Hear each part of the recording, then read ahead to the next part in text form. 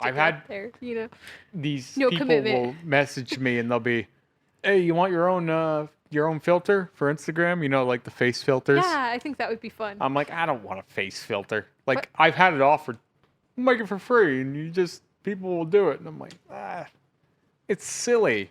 I mean, And they're always floating and they're all over the people place. love that shit. So this isn't a real thing. It's just goofy nonsense. Great.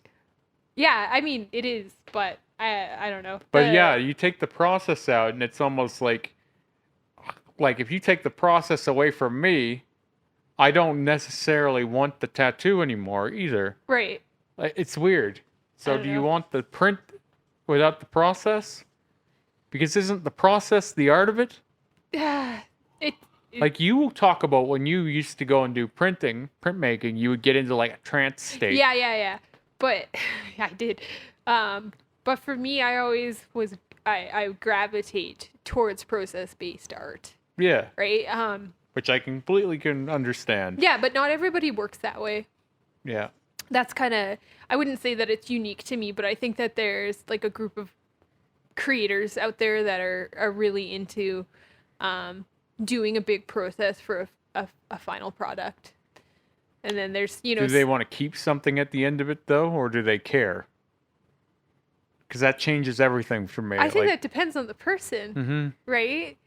So, because you've talked more about the process of print than you do about any one print you've ever done. I know. Like, there's no print that I can think of that you are particularly in love with. It's all about the creating and the experience. Yeah.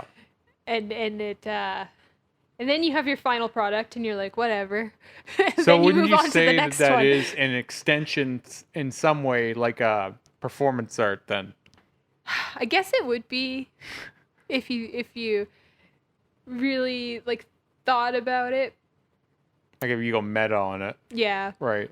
Because I'll always burrow in on things like this, where it's like, was it really about the print, or was it about how I got there? Oh, for me, it's always about how I got there. But I have no desire to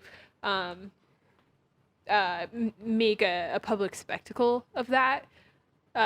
It's like glass blowing, for example. People love to watch people blow glass because it's so rhythmic and stuff like that. And it's sometimes less about what they're making, for sure, and more about watching them, twirl the glass, which is crazy hard to do. But I was in a glass blowing class and I hated it.